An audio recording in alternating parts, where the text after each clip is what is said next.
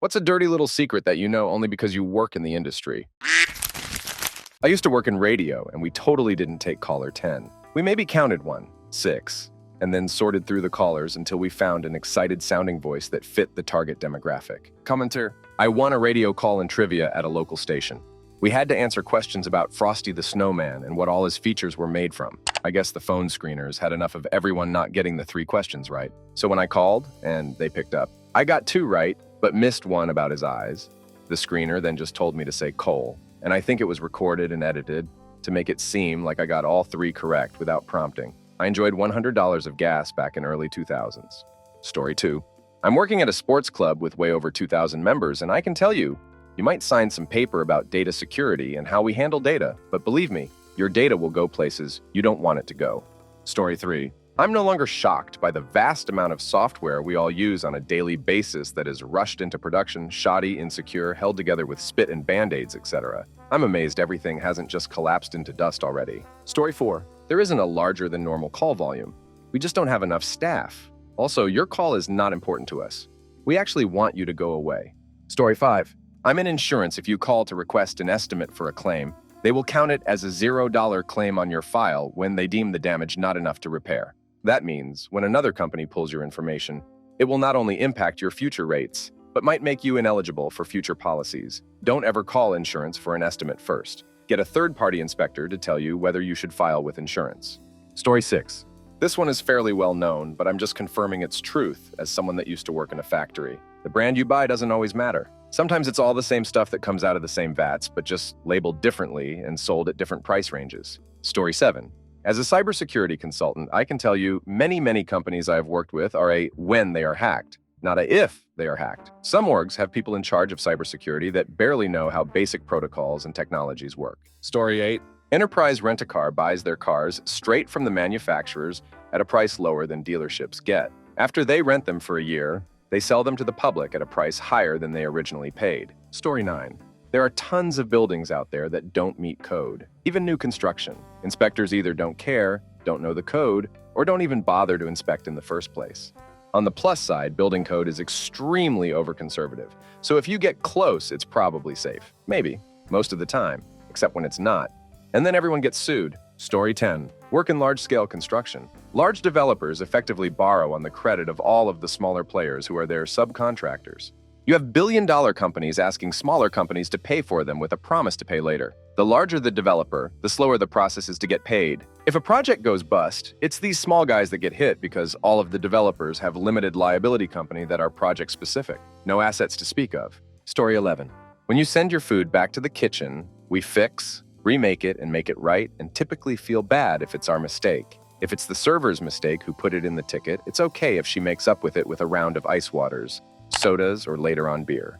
If the customer didn't understand that dish had bacon on it, we still fix it, but call you an idiot. Servers talking to the kitchen will blame the customers. They said they knew it had bacon in it. Servers talking to the customers blame the kitchen. Ugh, I told the chef no bacon. I apologize. We don't care. You work for tips. We get paid either way. Story 12. I worked at a Marriott for several years. I learned the following. Bed bugs happen more often than you would think. There's not much we can do about it. A hotel with frequent international travelers is bound to end up with someone who brought something with them in their luggage every now and then. Every now and again. I forget which is the proper saying. All we can do is quarantine and clean the room when the problem is discovered. Those sheets are probably not as clean as you think. People in the hallway can hear you having sex in your room, or you watching adult film if you don't wear headphones. Always flip the bolt lock on your door. People make mistakes in booking, blocking rooms. I can't count how many times a room has been double booked, which leads to very awkward, angry interactions. If you had something bad happen to you, or are angry at something you booked not working out, make a bit of a fuss. You can usually get free food, drinks, or a free night's stay. Don't be a banana about it. Accidents happen, and it's often not the fault of the person you will be interacting with. But hotels bend over backwards in order to not get a bad review. At the hotel I worked at, every review lower than a 9 or 10 was considered a 0. So get your money's worth. Lastly, we can smell the smoke, weed coming from your room.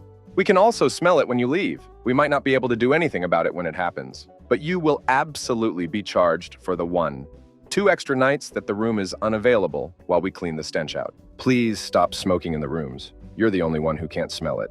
Everyone else can. We know you're lying. Stop being childish.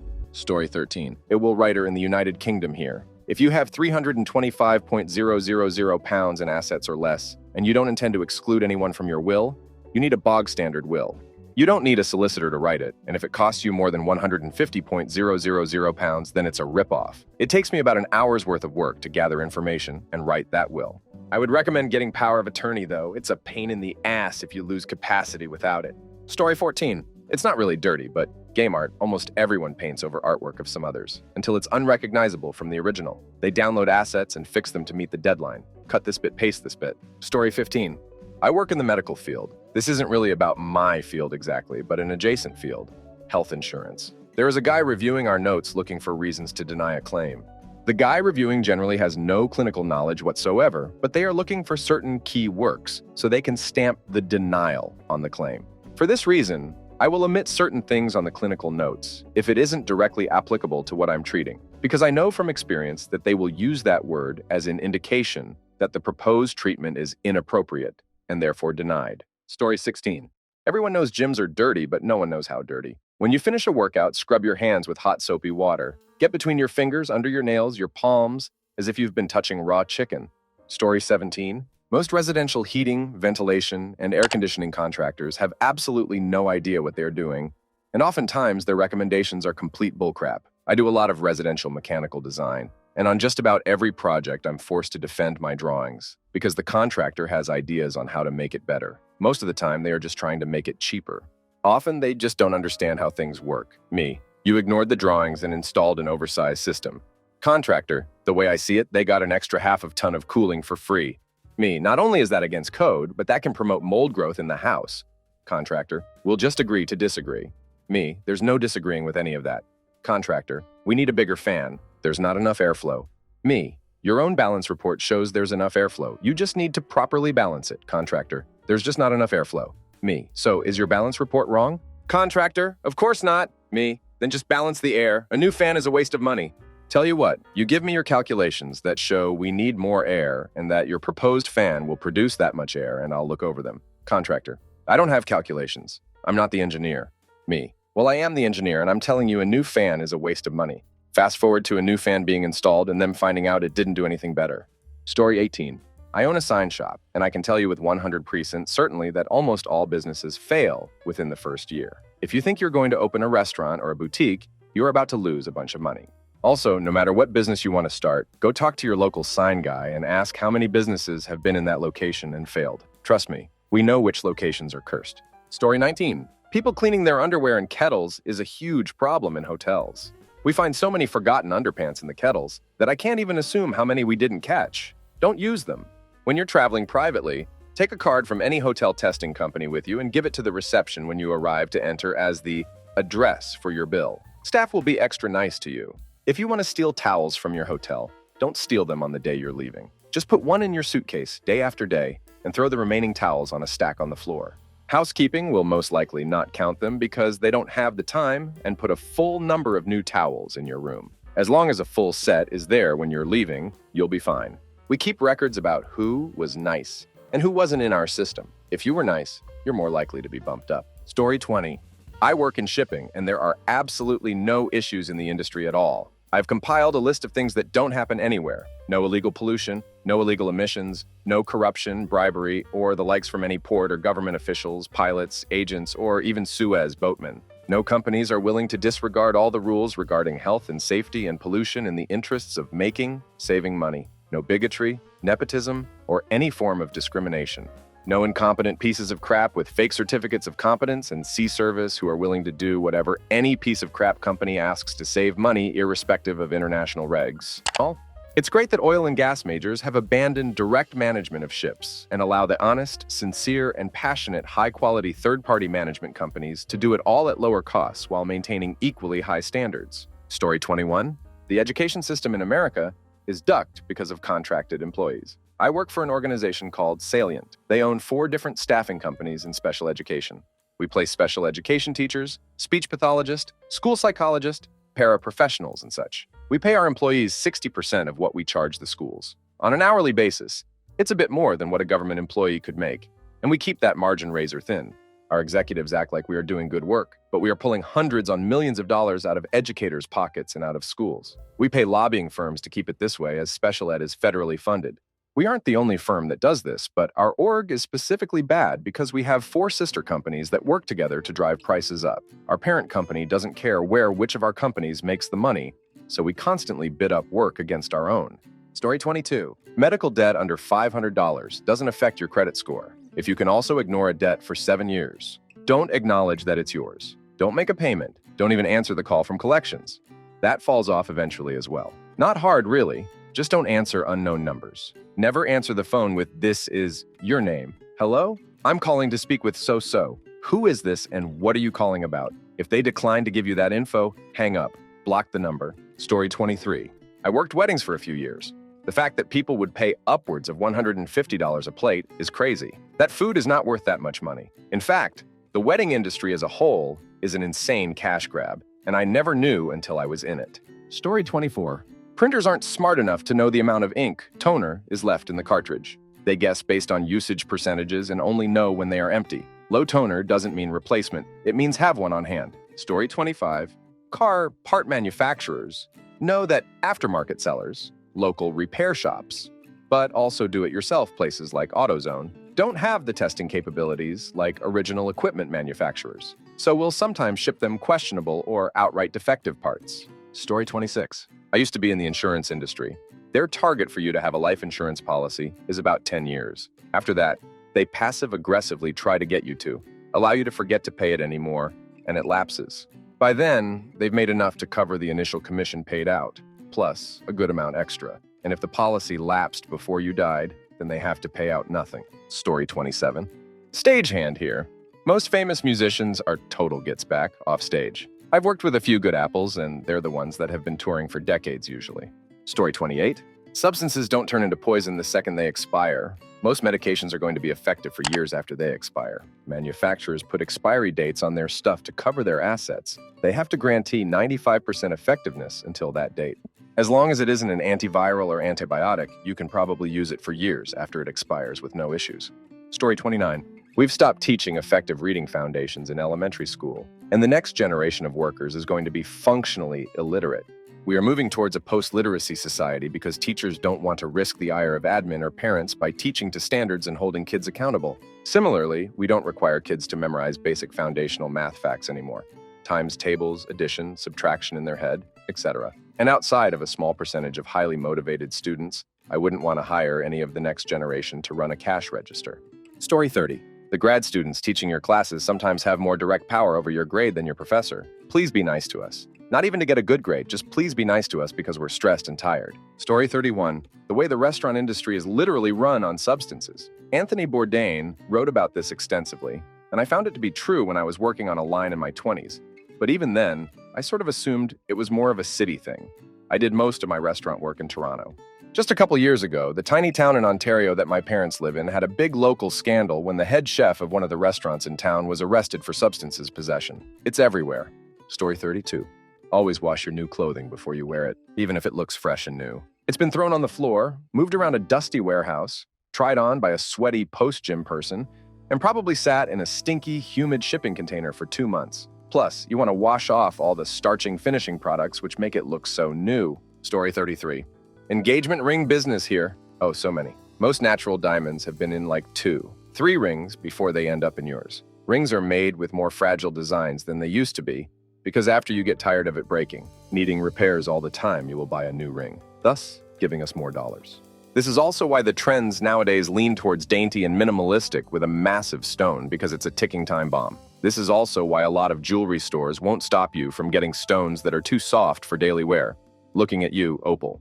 The largest diamond distributor is Walmart. Diamonds that jewelry suppliers discard for being ugly end up on James Allen and Brilliant Earth. Platinum isn't necessarily a better metal than gold. It actually has just as many but very different flaws. We sell it like it's better because it's much more expensive. It's against the law for a jewelry store to say something is made of diamonds and gold if it's not, but these laws do not apply to Etsy sellers. The average woman's ring size is a 6, so we sell rings at a 6.5-7, so we can say, oh wow, you're smaller than average teehee. The people who beat up their rings the most are nurses, teachers, and office workers. Story 34? Probably like 90% of security guards you see day to day. Yeah, those are human scarecrows. They'll watch you, but they can't touch you. Like, they'll get fired if they put hands on you. It's pretty well known by now, but plenty of tenants of clients still don't understand when they call us over an issue. Story 35. I worked at Alta Sciences for a while, a preclinical testing facility. They tested the safe dosages of meds before trials on rats, mice, dogs, etc. They like to say they do the best for the animals as the necessary evil sort of situation. But the place is damn abysmal. Painting over mold and literal crap, mold in ceilings, never fixing any machines and just expecting people to make it work, hiding bad procedures from visitors, not firing people who straight up kick the animals because they are leads, taking away perks because higher-ups made stupid decisions and we pay for it. The stuff I reported, only one change happened, and that was cleaning the chemical barrel room. Also, trying to report these things is a pain in the ass on top of it. Any actual fixes are the most half-assed fixes made by someone who is not qualified in the slightest, so it's just going to break again. There are people who genuinely want to do good by the animals and help push research to help people, but corporate greed combined with burnout makes for a bad time. Also, the pay sucks. Story 36. I have a master's degree in exercise science and have worked in the industry for 25 years. 90% of what trainers say and do is fluff and just used to keep you interested and make it sound like they are worth their price. Story 37. I worked in the casino business. Nothing is fixed or shady. You're just going to lose over time. That's why there are no clocks in a casino. Longer playing time is the goal. If you win big, they want to keep you there. Story 38. Don't want to name names, but I used to refurbish phones for a living. The industry is very greenwashed, and a lot of the repairs were done shoddily to sell as many phones as possible.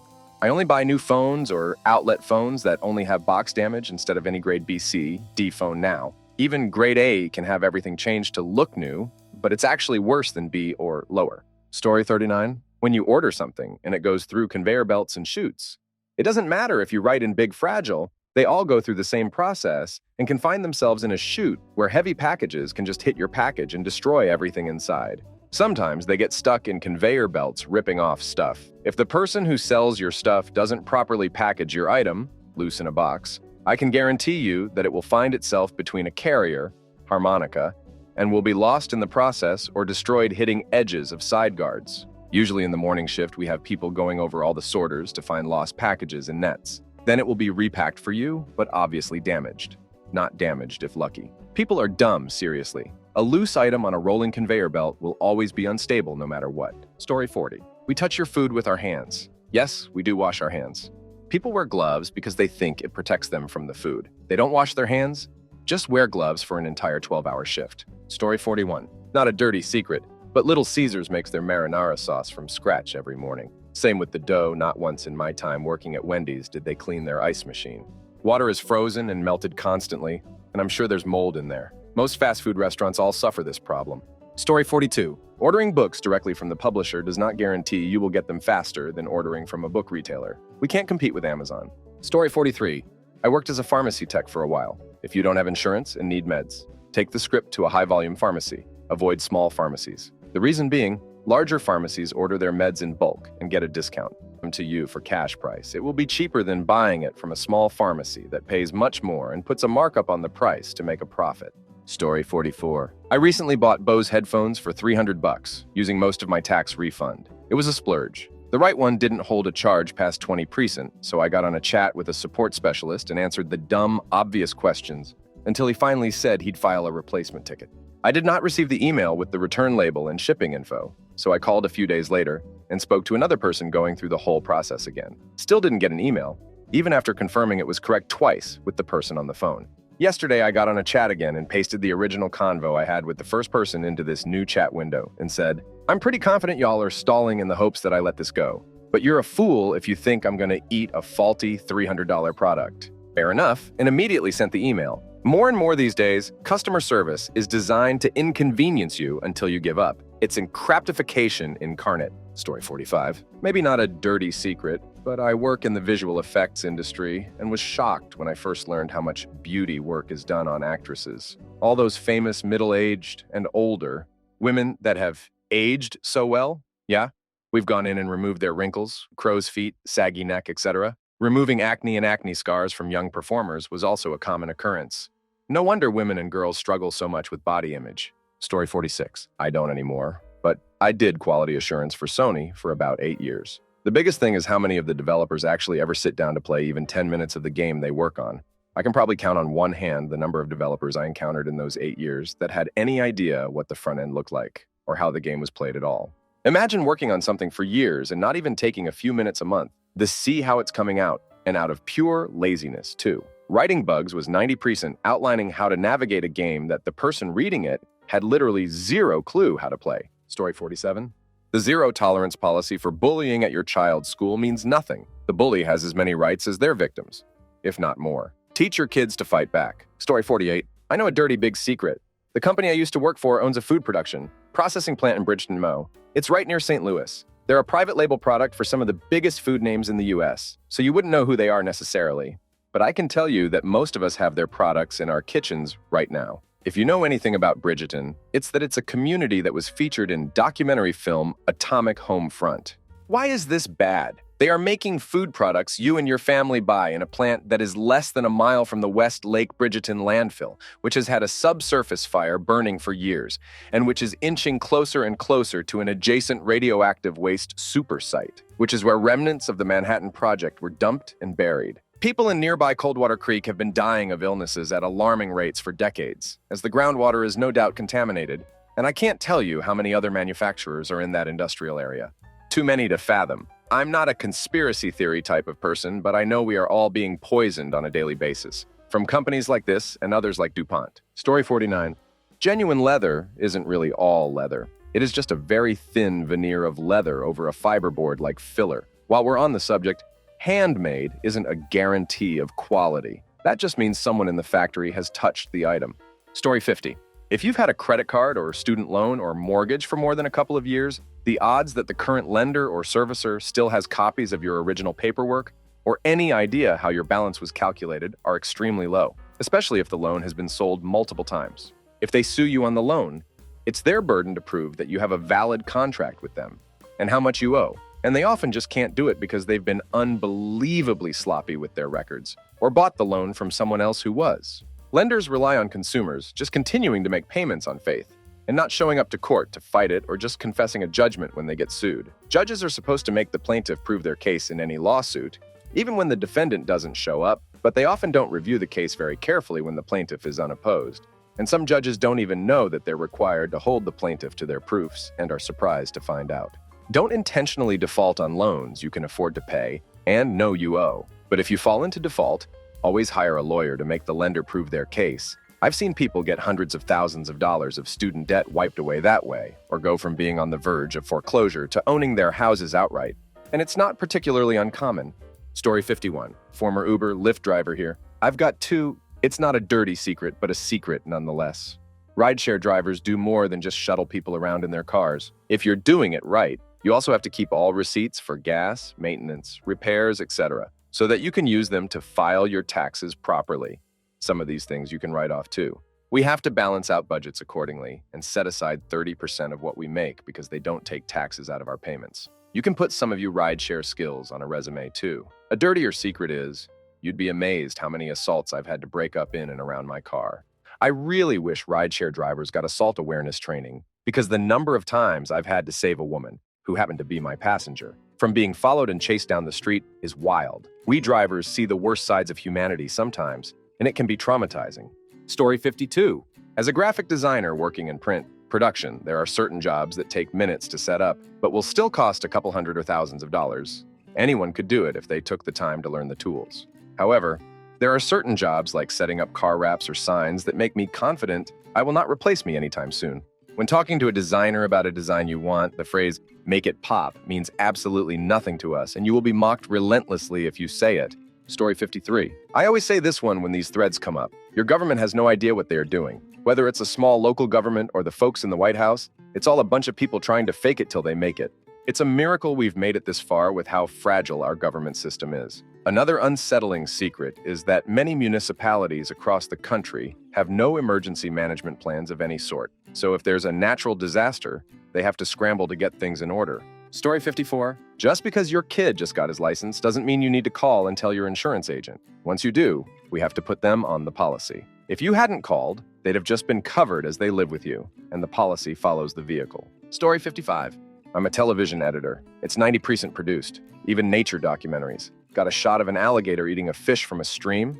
Look upstream a little bit, and you'll see a producer dropping dead fish right in his path. Got a cool shot of birds flying away from a tree. Pan that camera down, and there's a producer shouting and throwing rocks at them. Story 56. Hospitals don't give a duck about you, your family, or their patients. They care about only money. The people that care are your doctors, nurses, and techs. Story 57. Not such a secret anymore, but Boeing is in deep panic, and they are rushing stuff like crazy. No wonder the 737 is what it is. I remember something more accurate for the Post. Aerospace industry is full of crafty people.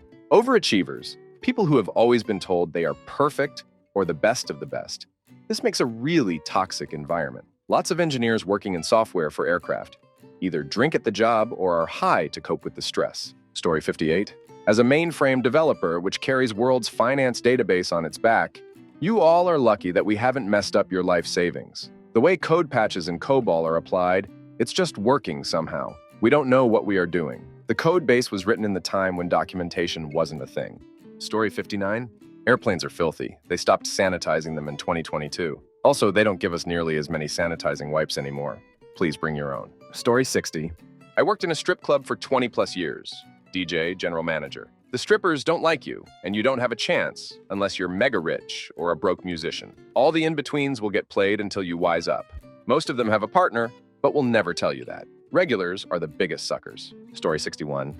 A lot of small-town doctors in my country tell patients that their BP of 160 to 90 is okay. Sugars of 250, 300 is okay. Because if they tell that it is not okay.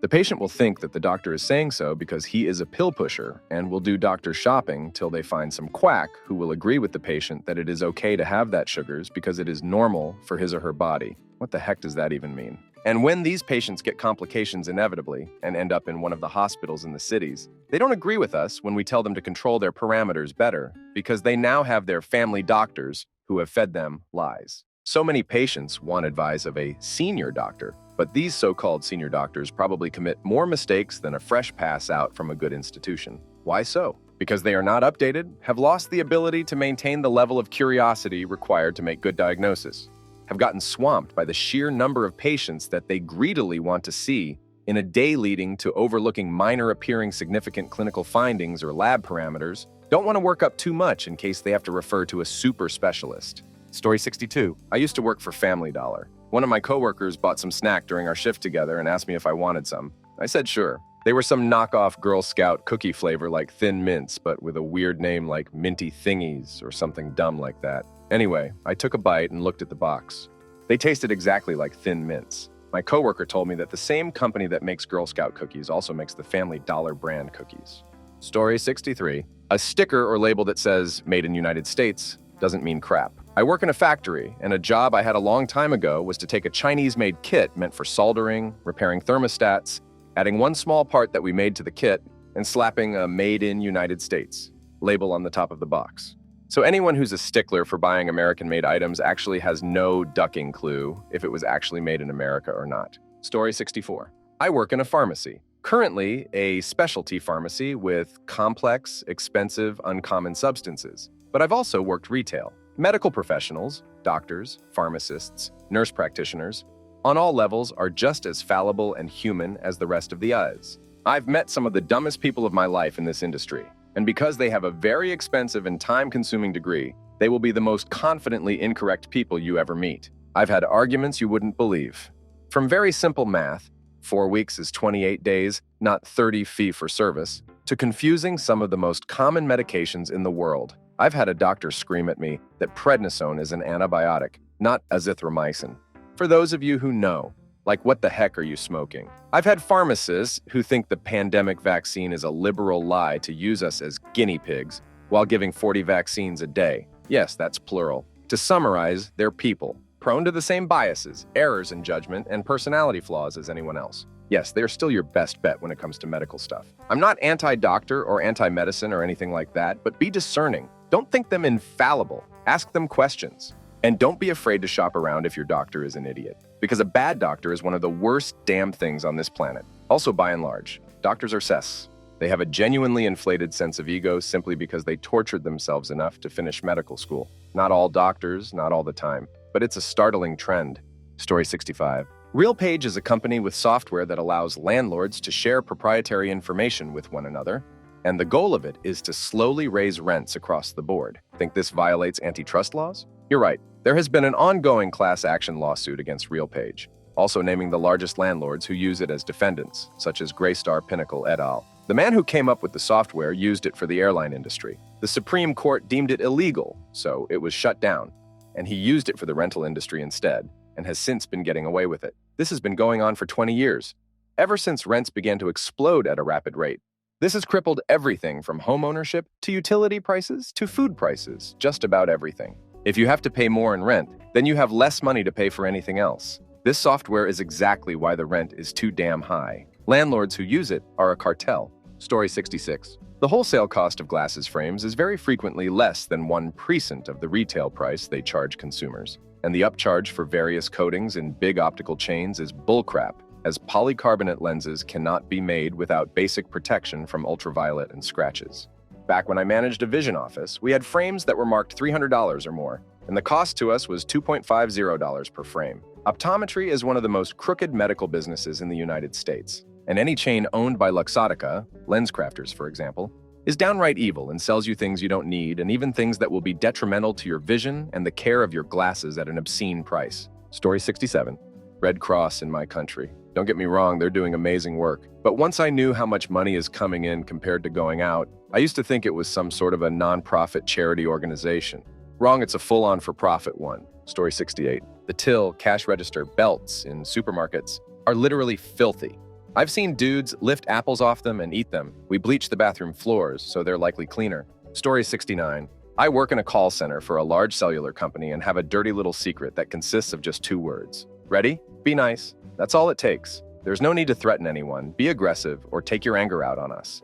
We're real people just like you, not just a voice on the other end of the line. When you're rude, belligerent, or threatening us, that makes us want to do less for you, and we will. We'll do as little as possible, and maybe make you jump through extra hoops for being a banana. But if you're nice, patient, and treat us like human beings, we'll bend over backward to do what we can for you. We didn't cause the situation you're in, and while it's reasonable to be upset about something, it's completely unreasonable to take it out on someone else. Talk to us. Tell us what's going on. Give us a chance to help, and we will. Story 70. Servers and kitchen staff don't mess with your food. Worked almost a decade as a server, and never once saw it. Why would we? We want you to tell us if something is wrong with your plate. Consider this. If the food comes out wrong, and you never tell us, here's what happens. You leave, and when someone else brings up our restaurant, you go, I tried it, but they messed up my order. If you tell us about it and give us the chance to fix it, response becomes, I tried it, and at first my order was wrong, but my server fixed it immediately and was really cool about the whole thing.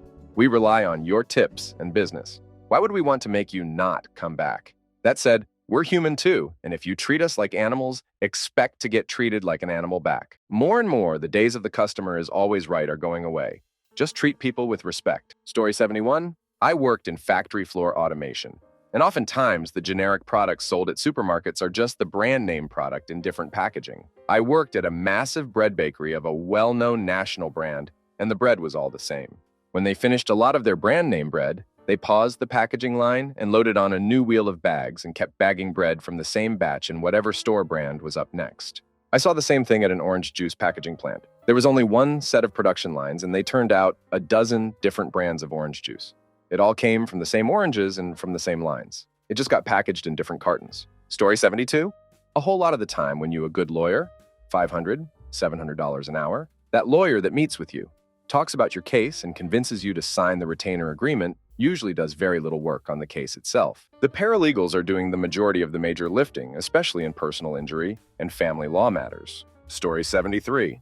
I worked at an Asian grocery store a few years ago, and when products passed the best before dates, I was asked to erase the dates and put them back on the shelves again, selling at the retail price. In cases where we can't remove the dates, we will then sell them at discounted prices. Story 74. Bar, if you ever book a bar as part of an event as the host, you pay all drinks on one bill.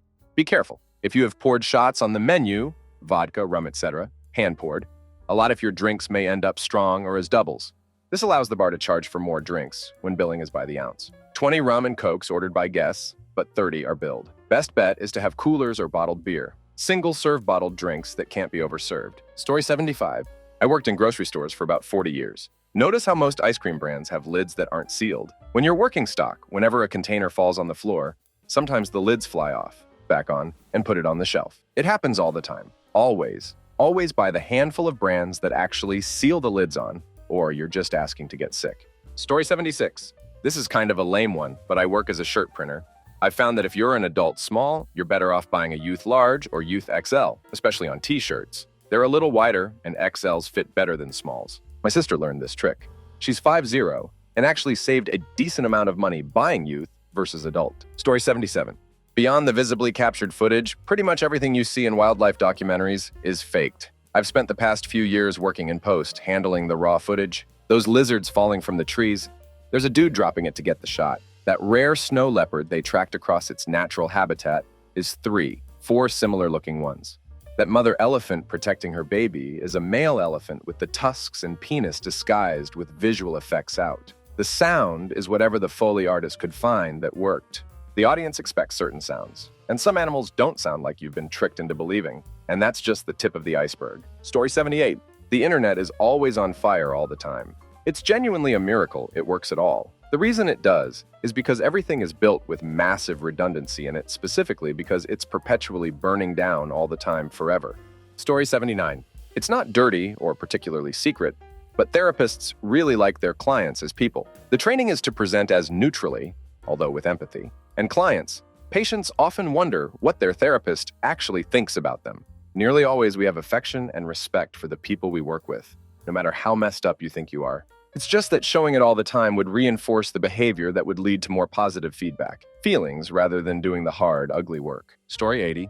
Literally, no one is looking out for our best interest. And also, you will never be rich if you don't people over. Story 81. We all know your personal info is collected in massive quantities, but people don't realize the extent to which it is used and sold to create an extremely clear and predictive profile of you and your behavior. The digital info you see is highly tailored to you in a shockingly personal, not anonymous way to ensure more likely engagement and purchases. And plenty of this is illegal. The conscious decision is regularly made that paying for non-compliance is cheaper than not doing it. Story 82. If properly maintained, a house built in the early 20th century is likely going to be far superior to a new build. Our home was built in 1910 and is made of brick and old-growth cedar. My cousin just bought a house built in 2018, and it's primarily made of concrete, vinyl, and pressure-treated soft wood that is going to start to degrade before he pays off his mortgage. Story 83. Motorcycle and power sports sales, dock fees are all profit. Freight and setup is covered by manufacturer. The buying public has no idea and often pay for these line items. Story 84. I don't know if it's a dirty secret so much, but movie theater employees hang out, drink, and watch movies after the theater closes down. Source. I had a buddy that was a theater manager in the early 2000s. Yes, old. Some of the most fun I had was watching movies with the movie theater crew after the theater closed. We would stay there until 3, 4 in the morning. Story 85. Casino boss here. If a shooting happens at a casino all the time, it's almost never reported or shown in the news because local newspapers work together with casinos to avoid hurting the tourism in their city. You'll only hear whispers about it from coworkers, and that's it. Story 86. Software engineers and people in it have zero fear of taking their job. Their entire job in the first place was to Google things. Before that, they just read books and manuals. AI just does any and all of those things for them and makes their job more efficient. The people using AI without education in a programming sense don't even hold a candle to someone with education and experience using the same tools. Story 87. Reading through all of these excellent responses just reinforces the fact that what we call civilization is an onion skin thin veneer over the alternative, chaotic, low-trust duck, everyone else brutality by tooth and claw. A lot of the secrets mentioned are relatively benign in the grand scheme of things, and frankly, draw us together with common experiences, which of course just reinforces the fact that we're all far more alike than any of the superficial differences we have. Just mentioning this because the rank balkanization that's happened to, among us, these past 10 years or so sickens me to the core. Regardless of your camp or tribe, the logical end result of accentuating all of these differences contently will be brutal. Story 88. Perhaps not a little secret, but coffee-related. Starbucks is known for their consistency, no matter where you are all around the world. Why? The reason is that they roast every single bean in their blends to a dark enough level that all the nuanced flavors from hundreds of different coffee harvests are lost in order to get a uniform flavor. Story 89. Old IT manager here. When we started up a new help desk system that sent whatever we put into it to the user, I got angry messages from them whenever we wrote user error. People don't like that. So we replaced that with PEBCAC error instead. PEBCAC means problem exists between chair and computer. No one got it except for us in the IT department. Story 90. Software for almost everything that actually matters is ancient. Like, when these gen retire in 5-10 years, we'll have to change everything because no one knows how to support Windows servers. If it controls a heavy thing, a thing that moves, or a thing that makes things, it's running on 20-year-old tech or worse. Story 91.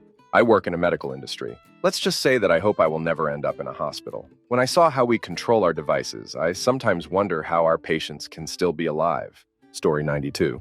Angry hotel customer that rudely asked to be upgraded since they don't like their room. No, I'm sorry, sir, ma'am, we can't. We don't have any more rooms available. They're all booked. They're not. You're just in a hole, so I won't give you that satisfaction. Story 93. If you see art at an art auction by a contemporary artist, don't get it. Go online and find the artist directly. Their art is cheaper on their website. At my job, we acquire art from the artist, and then we multiply by 12 and divide by 2. Something an artist was selling for $100 is now $600. Sometimes when we have the artist under contract, we will ask them to change their prices to match ours. But if they are not under contract, then you will get a better deal. Story 94? I don't think it's a secret anymore, but you know those fintech or startup tech company that popping off like a little crap in LinkedIn? Yeah, those people, the chief executive officer, and have absolutely zero idea of what's going on in tech industry. Story 95. I'm an assistant winemaker, and I always say that if people saw how wine was made, they'd never drink it again. Wine that has a spoilage organism in it, we just treat it with a bunch of safe chemicals and dump it into a huge red blend. It would never sell if sold on its own, so we hide it behind something decent that wouldn't sell. Story 96. Lonely old homeowners are being preyed upon by scummy people who will befriend them, pay the property tax on their house for them, and end up taking ownership of the house instead of their inheritors. They end up in possession of the home for a fraction of its value, and it's legal. They can find victims by searching online for who has their home paid off in real estate databases. Nobody is doing anything about this, and in many cases, the heirs are distant or estranged, and they don't even know they've been robbed of an inheritance until it's too late. Story 97. Let's just say that if you go out to eat with someone who's worked in the food industry, and they request no ice, you should probably request no ice in your drink too. Story 98. I work in it. It's honestly scary how little people actually understand about the stuff they are using and just how many security violations I have found. As long as a miracle that the companies I have worked for have not had complete security breaches. This includes even the tippy-top companies as well. What is a secret about an industry that you have worked in that people outside the industry really should know? When the health inspector shows up, a mad scramble happens in the back to clean the kitchen while they start the inspection in the dining bar area of the restaurant. Story 2. Locksmith here. We can get into any lock, door within 30 seconds. All the posturing and bringing out an impressive toolkit and hammer drill is just showmanship to pro. Along the call-out, 30 seconds flat. Story 3. When an app pops up with a "Do you like this app?" thing, the yes button goes to the App Store for a review. The no button goes to an internal complaint process. This, on average, filters upset customers away from the App Store and artificially raises app score by a whole star on average. That is the only way most corporate service apps have 4 stars. Story 4. A very popular local bagel shop. Bakery I worked at advertised all of our baked goods were homemade. Dozens of muffins, Danish, cinnamon rolls, etc. And they were not. They all came from Cisco, frozen on sheets. Many customers would rave about the baked goods, saying they were the best they've had. God bless them. Story 5. If you're ever buying bulk gravel, sand, crushed stone from a local pit, quarry that has scales to weigh the amount of product you're getting ducked because you're paying for water.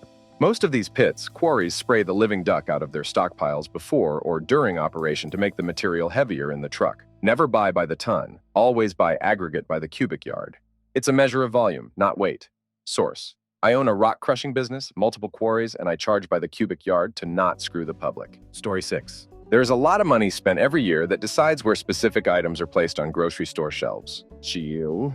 If you're at a grocery store that's part of a chain, and you look at a shelf, and there's an item that's approximately at eye level, I guarantee you that the company that makes that item paid a lot of money to put them there. There's lots of weird psychological tricks that go on in terms of how stores are laid out. Story 7.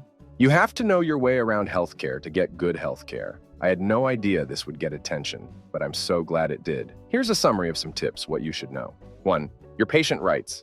You can ask for a referral to a specialist. You can ask for second opinions. You can ask to see what is in your chart. Know your rights. 2. If you have a family member in a hospital or long-term care home, please visit and be there as much as possible. When you are sick or old, you are just not able to summon the energy to be on top of med errors or even general care. The more eyes on the care and environment, the better for your family member.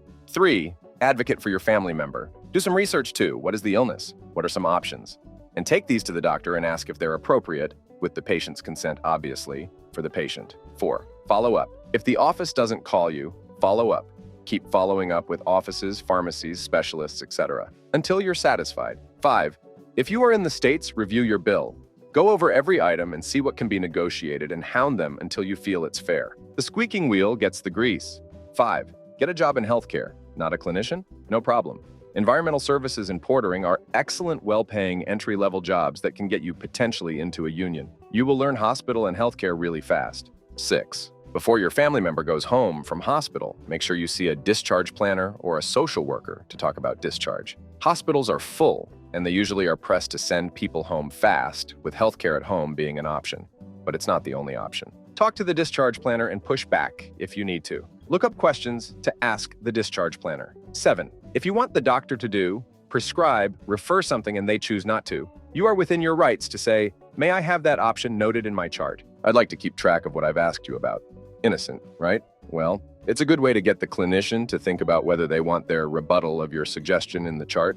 8. If it feels wrong, please see someone else. Don't just blindly trust health professionals. They're people too. They're not magic. Some are better than others. Read clinician reviews so you at least know what to expect. To all those folks who go into apps with chronically ill family or partners, you are guardian angels. Keep doing what you're doing. It is more supportive, and the optics for the clinicians matter than you know. Story 8. We touch your food with our hands. Weird. And yes, we wash them so often that they might fall off. That, or you get a holes that wear gloves for 12 hours and never change gloves or wash their hands. Story 9. I wouldn't say it's mostly a secret, but agency staffing firms churn and burn college graduates who are basically thrown in the wild. The recruiter you worked with may be gone in 6 months, and that's why a lot of ghosting happens. Story 10. Wells Fargo and other banks withdrawal. Fail is just the worst I've had experience with. Likes to come up with ways to illegally charge you fees. They then eventually get sued, pay a fine that is less than 1% of the profit they made on those fees, then finds a new, slightly different way to duck you some more. Rinse and repeat. Find a good credit union. Megabanks are all screwing you over. Story 11. Ex-farmer here. Specifically, I worked at a bio-certified one. Since there were no pesticides or herbicides used, every snail, every bug, every mouse had to be killed manually, or by having a lot of their natural predators around example cats. The reason? Nobody buys tomatoes or anything else with snail bites on them. Story 12. People like to think that data analytics is some objective truth, when there is so much bias and room for subjectivity in data collection, analysis, interpretation, and communication. Oftentimes, insights are cherry-picked data sets deliberately presented to make a specific point rather than having the data craft the conclusion. Story 13. Aerospace has a phrase, "get healthy in maintenance." Underbid the contract to win to the work, then they overcharge on the maintenance activities. It's an investment strategy that pays well. Many aerospace sites have cash cows, long-term maintenance contracts that keep the money coming into the site. By the way, this is one of the reasons Ministry of Defense spends so much. Story 14. Airlines often make more money carrying cargo than passengers. Also, they have much stricter contracts about delivering cargo on time than passengers. If a plane is overweight, they will usually remove passengers before they remove cargo. Story 15. If Occupational Safety and Health Administration ever pays attention to small breweries, the entire industry is going to be shut down. Story 16. Hotels don't change the comforter on the beds in between guests unless there's a noticeable stain on it. If the pillows are placed on a chair instead of on the bed at checkout, housekeeping assumes they weren't used and puts them back on the bed without changing the pillowcases. All of this is due to cutting corners in housekeeping because the keepers are under strict timers for each room, and they have an insane number of rooms to do every day. Story 17. I worked at a major jewelry company in the United States. When we wanted to buy jewelry, we paid what it costs to make the product, material, labor, shipping, plus 10%. I paid around $115 for a pair of $950 diamond earrings. Story 18. When you go somewhere that has novelty beer dispensers that you and a group can take to your table, just know they are incredibly difficult to clean thoroughly, and there's probably mold in there. Story 19. I used to be a political campaign manager and political office staffer. The United States government is run by an invisible network of interconnected staffers. The good elected officials are informed, but it's still the staffers who inform them. They write bills, they write bill summaries, they research the issues. They write the things the elected officials say. Without staffers, the vast majority of elected officials wouldn't have a damn clue what's going on, and we have an absurd amount of influence over the information they base their platforms off of. On the campaign side, the reason there aren't viable third-party candidates in the United States is that campaigns are highly complicated, absurdly expensive, and outrageously time-consuming. Successful candidates, even for your state legislative races, really can't do it all by themselves, which is why everyone hitches their wagon to a party. Only ultra-wealthy people can really afford to run their own successful campaigns, and even they usually need a party apparatus just to get the competent manpower required to run a successful campaign. Our first past the post means of voting virtual guarantees a two-party system, because elections are just extremely difficult for individuals or small party organizations to campaign in. Story 20. Not all that much of a secret, but I used to work in a peanut butter factory. We produced about 25, 30 different store brands ranging from very cheap to stupidly expensive. We had a grand total of 3 recipes: chunky, not chunky, and no additives. Story 21. The roses you buy at Valentine's Day were harvested around Xmas. It's the worst time of the year to buy roses. And I don't mean because they're more expensive. They're also the worst quality because it's a longer holding time between harvest and use than any other time of the year. Never ever send flowers through an order processing service. Look at the location you're in or sending to and talk to a florist in that area directly. Don't pick a picture off some external website. Ask the florist what they have and can make that fits your budget. If you're worried, ask them to text you a pic of the completed design. Story 22. 75%, based on personal experience, of the people working on volume build housing sites in the United Kingdom, think Persimmon, Bloor, etc., give zero ducks about the quality of their work as long as they get paid and don't have to go back and put it right. Story 23. The ice cream machine is not broken. No one put it in its cleaning cycle when it needed to be, so they're locked out of it until they do the whole cleaning process. Story 24. I've worked in the music industry for 10 years and have access to financials of nearly 15% of all artists' recorded music revenue. Nobody is making as much as you think. The superstar artists who look like millionaires are not, in fact, millionaires. Story 25. Many therapists are still practicing after probation or punishment for really egregious acts, and they don't have to disclose this to potential clients. If a therapist actually gets their license revoked, they often go into life coaching. Story 26. Whenever you see a high-profile person publishing an opinion piece in a news outlet, 9 times out of 10, they didn't write that. The author came up with a 1-2-sentence concept of what they wanted to say. Their second-in-command engaged whoever the ghostwriter is. The ghost created the copy. The high-profile person's 2 reviewed for necessary changes. The high-profile person themselves reviewed and signed off, and the 2 engaged marketing people to place the piece in a news outlet. If you see an article from a chief executive officer, a senior vice president, a member of an elected body, anyone with status, they don't write their own stuff. This is not inherently bad. Organization leaders are busy, and they have the resources to have a team oversee their public-facing thoughts, so they don't have to worry about it. Still, the opinion pages of just about every news outlet in America and elsewhere are populated largely by ghostwriters. Source: Am a Ghost. Story 27. Nurses and doctors have too many patients, and the nurses are on the front line to alert the doctor on important changes in patient condition. Ideally, a nurse should have no more than 4 patients who are stable, but very frequently nurses will have 6 to 8 patients, and in that mix, there are very ill individuals. The medical establishment is gaslighting you with the nice websites, music in the lobby, smiling calm staff. But behind the curtain, we are all scrambling to make sure we don't make errors, but with all the stress, long shifts. People are most likely dying from nursing and doctor errors. Most are avoidable if we weren't stretched so thin. The industry will say there aren't enough nurses, and that is partly true. But we've been in many situations where there can be safer staffing numbers. Coworkers calling the hospital offering to work, and they are declined.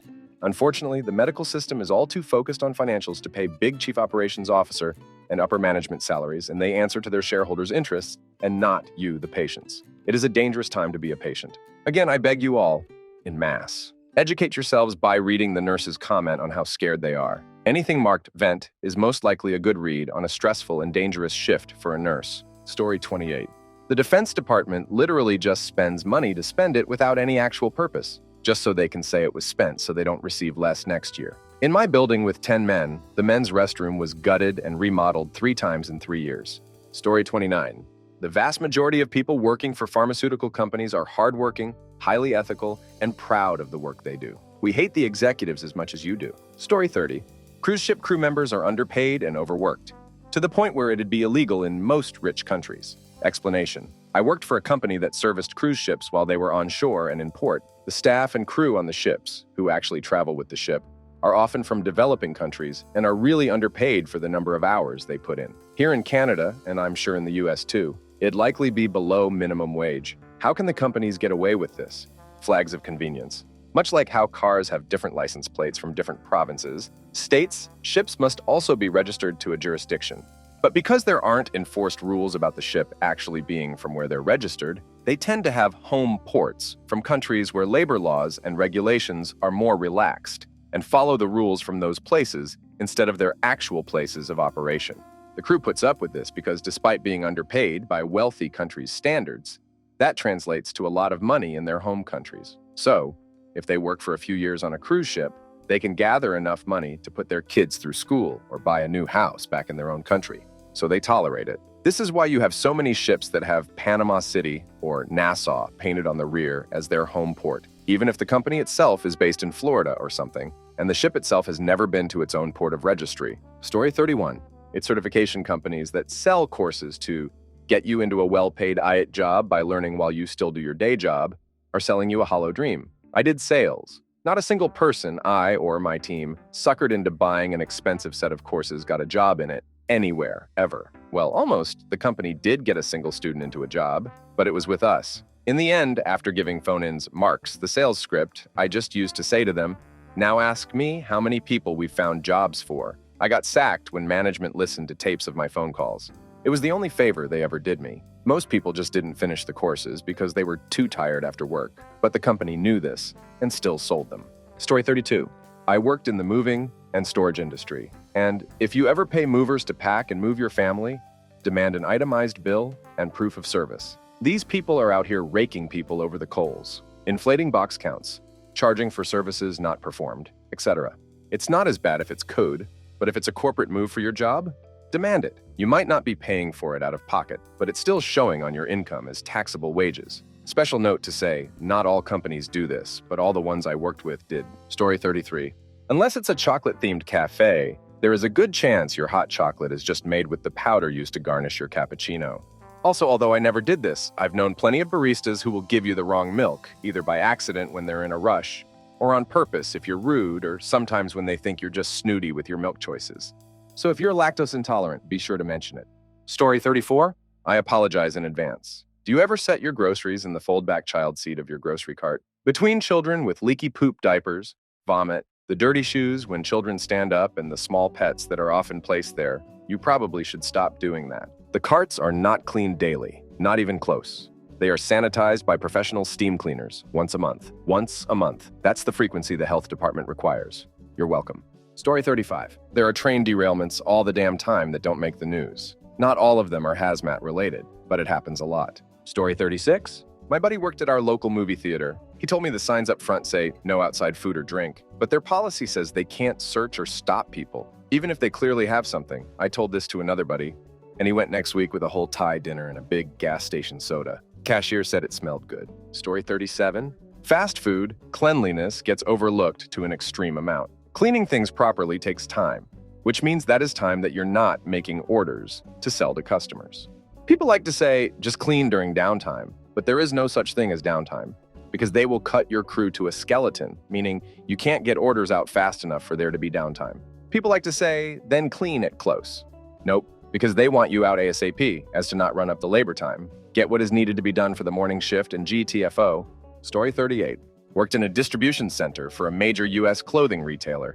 We took in a lot of clothing returns, and to cut our costs, we almost stopped inspecting the clothing altogether. If the plastic packaging isn't manufacturer labeled plus sealed and is a generic plastic sealed bag, there is a good chance someone else wore that before, and it was not cleaned. If you order clothing online, please give your clothing a double check and wash them before you wear them. Story 39. This isn't necessarily a dirty little secret, but I work in a clinical laboratory at a big hospital. There is absolutely no difference between pregnancy tests you get from the dollar store versus the $20 Clear Blue. They have the same exact technology.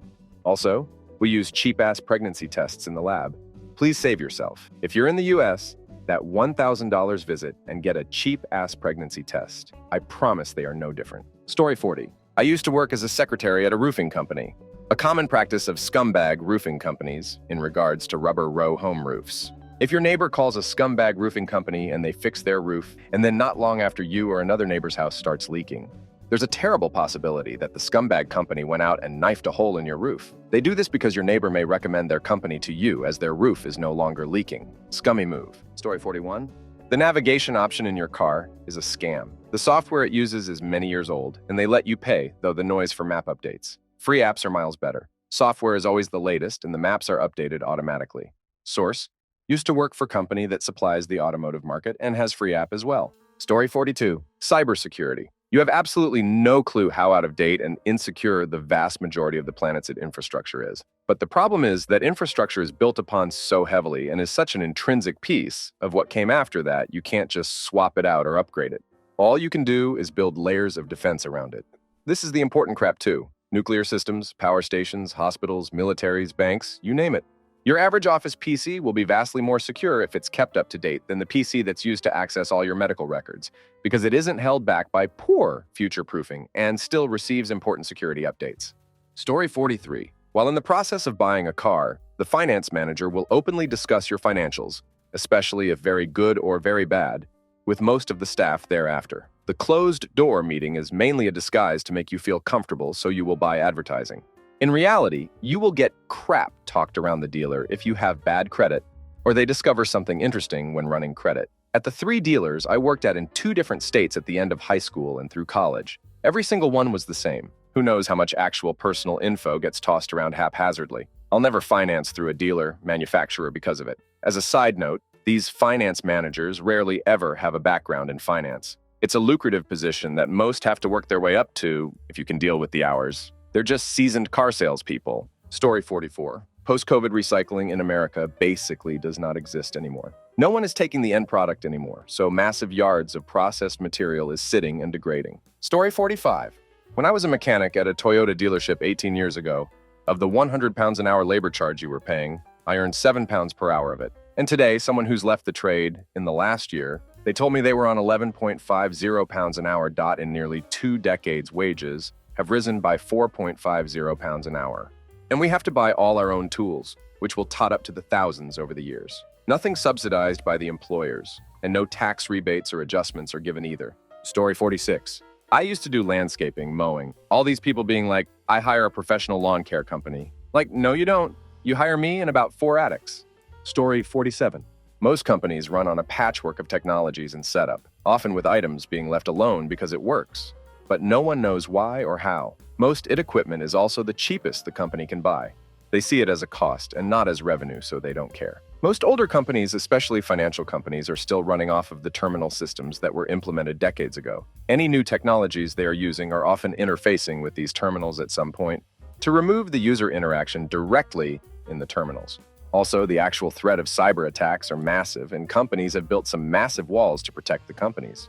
It's mind-boggling just how many spams, phishing emails are being stopped, the number of connections deemed as treats being blocked by the firewall, and the constant user stupidity that needs to be fixed or prevented. I used to work for a financial company that wasn't a bank. Their main application, the one that ran the entire company, was a 16-bit application. They were so far behind that when it came time to upgrade to Windows 7 from Windows after the extended end of life, they had to upgrade computers to Windows 7 32-bit because 16-bit applications wouldn't work on 64-bit application. Since I was given a 64-bit PC and needed that app, I needed this for my job, I called up it and was told they're still testing out solutions. So they had close to 5 years to prepare for this and still somehow got blindsided by it. Story 48. Used to work in medical negligence law. It's invariably cheaper for clinicians to kill patients by accident than to just injure them, particularly in obstetrics, as awful as it sounds. Story 49. Domino's Pizza getting sued for unpaid wages had nothing to do with the delivery fee is not a tip thing. It was a lot more directed and deliberate. I quit 3 months before they got sued because they tried to get me to do it too. I was the store manager. I refused to do it because it was illegal, so they made my life a living hell until I quit. The way it works, delivery drivers are paid 2 different wages. One, much lower wage paid for when they're clocked out for a delivery because they make tips. And another wage, higher wage, for when they aren't clocked out on a delivery. The company wanted their management to keep drivers clocked out on deliveries at all times, even when they were in the store. They wanted us to clock the driver back in before they returned and clock them out on another delivery before they returned. This made it so they were always paid the lower wage, no matter if they were on a delivery or not. I refused to do it, and they did not like that. So they intentionally understaffed my store and refused to help, as well as giving me infractions for every single littlest mishap until I quit on my own accord. After all, they couldn't fire me for not breaking the law. Now the media wants everybody to believe it's about the delivery fees, so that people are more willing to take their side. After all, it says quite explicitly, delivery fee is not a tip paid to drivers. Why would you be upset about that, you silly consumer? Story 50. There is very little math in investment banking. Trading, however, is different. They put up all kinds of gates to keep people out to choose the best, but all you need is good grooming and arithmetic. Story 51. Ask for copies of your medical records and documentation if a procedure or incident didn't go the way it was supposed to. Chances are very high that somebody ducked up. Story 52. Still surprises me people don't seem to know you're supposed to call and threaten to cancel. We don't mind. We're not going to give you the offers unless you ask for them. Story 53. Oh, I have a lot. There are some financing companies that don't report collections or past due amounts on your credit report. They will say things like, at this time, we don't report, but if you push, you will find that they have never reported and likely never will. They also have to abide by do not contact requests. No calls, no emails, no repo. If they violate the do not contact request, you are entitled to compensation.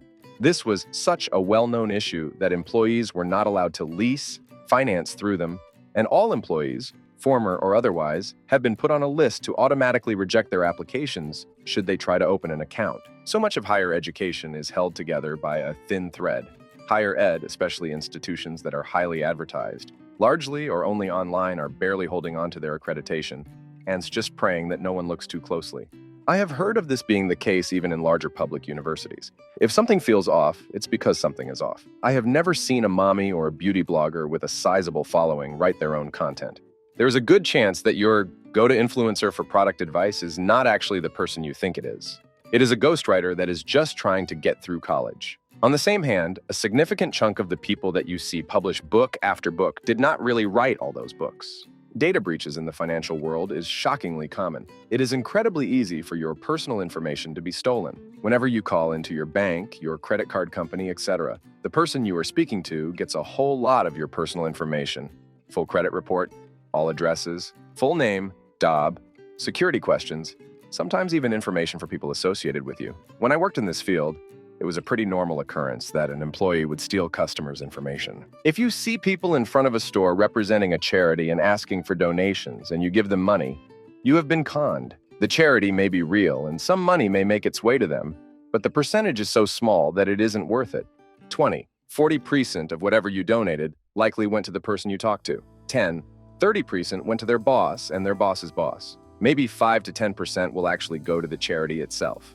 The person asking for a donation is also not told the breakdowns of these numbers and have been suckered into thinking they are helping out with a good cause while getting a bit of pay for themselves. I have more, but those are the biggest ones. The joys of working odd jobs. Story 54.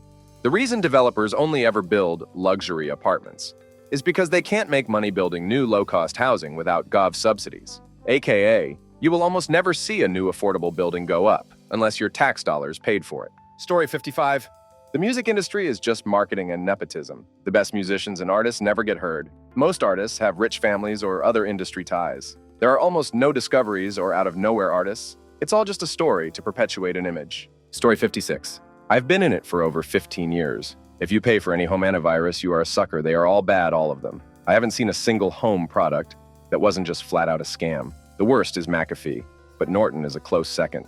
Norton 360 is hands down the worst piece of software that I saw so many people pay subscriptions for. It was a bloated, awful piece of trash that barely worked. Seriously, don't waste your money.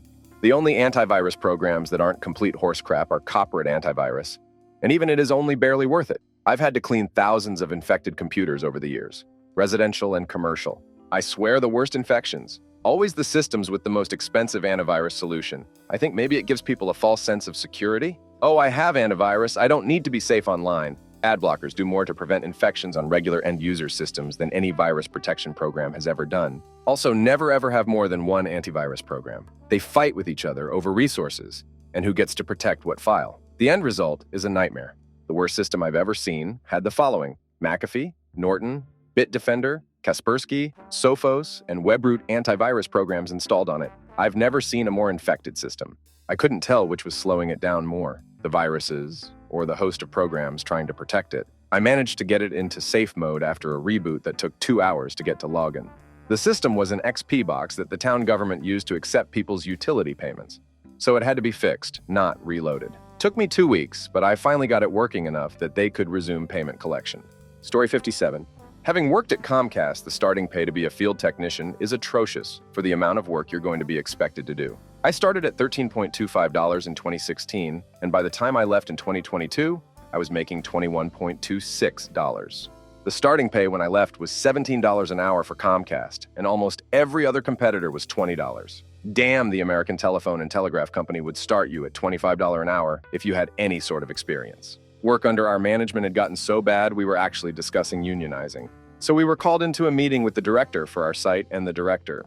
They tried to bring up the American Telephone and Telegraph Company, unionizing and arguing that the 15% raise the union won was actually 3% a year for the next 5 years. One of our most experienced techs looked at the director and told him that's more than we get. Worse, we continued to discuss pay. My buddy brought up the fact that due to a limited number of the highest advanced technician position, they train lower techs on the work, but those techs don't see the pay. The director rep herself looked at him in the meeting and said, "Just because you do the work doesn't mean you deserve the pay." He threw down his badge right there and quit mid-meeting. After the meeting, the director came to tell me they knew people are being underpaid, and there were looking into it. But what that told me is they were letting it ride as long as they could. Needless to say, I quit about a month later. The office was down around 30% of its staff at the time and suffering the Federal Communications Commission fines for work backlogs.